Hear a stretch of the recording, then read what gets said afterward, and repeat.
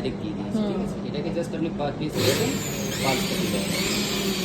কোনো হার্ড মশলা কিছু যখন পেস্ট করবেন তার আগে 2-1 বার এরকম পাল্স দিয়ে দেবেন, তাহলে কী হবে, হার্ড মশলাটাকে পুরো ভেঙে গুঁড়ো করে দেবেন। বুঝতে তারপরে পেরেছি। 1, 2, 3 এরকম একটা করে